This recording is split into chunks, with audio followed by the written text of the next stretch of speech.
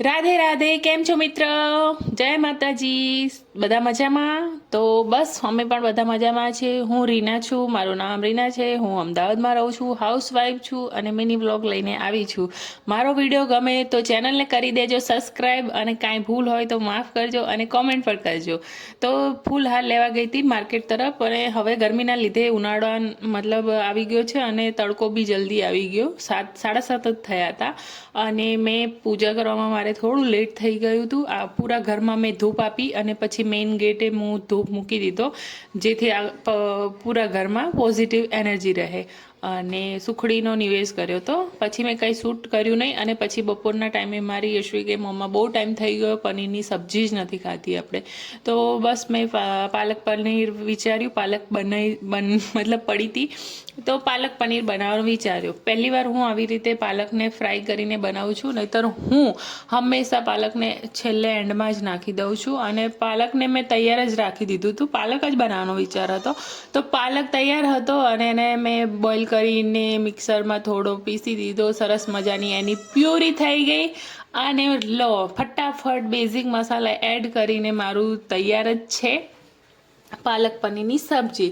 પછી સવારે મેં બેડશીટ ધોવા કાઢી હતી અને હું બિછાવાનું રહી ગયું હતું. બસ પૂરું મેં બેડરૂમ સાફ કર્યો અને મને જે લેવી હતી એ મેં આમાંથી લઈ લીધી કે કઈ જ મતલબ બેડશીટ પાથરવાની છે. અને પછી બધું મૂકી અને મેં બેડશીટ પાથરી દીધી. તો મારે આ સાઈડ દિવાલ છે, આ સાઈડ બી દિવાલ છે, આ સાઈડ સિંગલ બેડ રાખ્યો છે, કારણ કે અમે 4 જણ એક બેડમાં આવીએ નહીં, અને માધવના લીધે થઈને એટલા માટે બેડ આ બાજુ સિંગલ બેડ રાખ્યો છે.